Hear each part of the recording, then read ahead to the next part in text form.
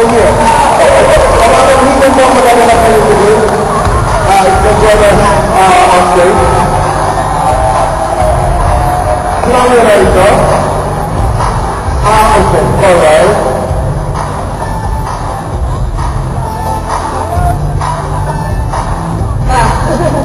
Okay, hindi ko alam kung magandang gabi po. Kami kayo dito ni Ryan. Kayo mo ba yung balik tayo ngayon dito? Naiinip na rin mo ba kayo? Katulad ng marami dito. But you know, we just listen to Ryan say that there is no pressure. Pero bilang mga magulang, kayo mo ba yung naiinip? Kung sila hindi naiinip kami pa. Okay. Ikaw dahil dito. Ikaw ba yung naiinip? Okay lang. Makakapagpapag kayo anytime. So, gagalaw niyo yung decision ng iyong mga anak. What is the best thing about Ryan, Magda? Nice lang pala. Ano kasi siya yung the first time I saw him, when I met him, pinakita niya agad kung sino siya. Yung iba niya nagpo-put online, baka-impress or whatever, kasi madali rin naman ako makakita ng taong plastic eh. Alam mo yun? Ano yung like that? I like that. I have to see the bad side of you and also the good side of later years, di ba? Kasi naman yung good side, tapos pag nagpakasal siya sa anak ko, bad side, di ba? Mabugbog ko siya. The best thing about this guy, that is ito. Totoo tao. At napakabait niya. Kami na ito tayo na ang tawag ko sa bahay, nakikita ko na talagang kapag itong sabi dito parang nakapasok ko. Parang nakapasok ko, mami. Okay. Abay, hindi namin solo ang pag-uusap ito dahil Ryan at Bianca, kasama ang ating mga kaibigan na nais din magtanong sa ating mga bisita sa Kuya Kablado. Yes, Bianca.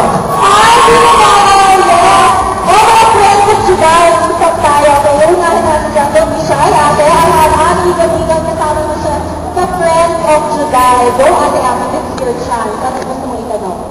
Ay, tanong ko lang kay Ryan. Bakla na? Hindi din. But it's okay to begin. I love you. Yeah, okay. Magaling Ryan. Nauna ako yan sila. Susan Manila from Mechanic Cycle. This is Susan Manila. Yes. Ate Susan, your question. Juday, gano'n na kamahal si Ryan? Nakatingin si Mami tayo.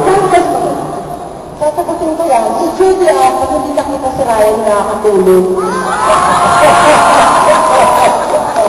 Keeping things na Okay. Kaya ako nakakatuwa. Ilan sa mga tanong na to, I'm sure na tanong na sa inyo. Pero wala eh. Gusto talaga makikita mga tao, di ba? Ito na last question. Yan, Ate Jamie. Pag-aalitan. The original siya. Sabi Ate Jamie.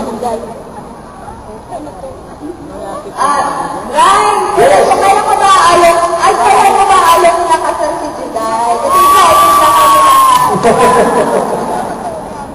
Kung sa alok-alok lang.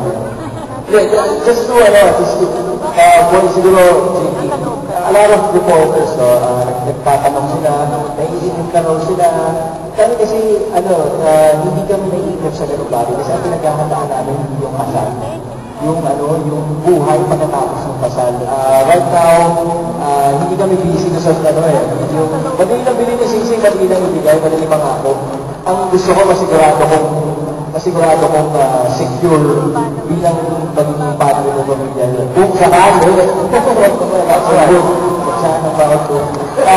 Kung sakali lang naman, hindi ako worried sa party lang naman ang worried, diba? So, yung bawas sa kapatid, what comes after? Okay, thank you very much. Samantala today, tayo maraming pasasalamatan dahil sa lahat ito. Maraming. Alam mo ba bakit si Jinky, Kwento mo bakit naiinip na si Jinky? Bakit nga ba? Kasi yung sabi pag hindi ako nagpakasal, hindi pa siya pwede magpakasal.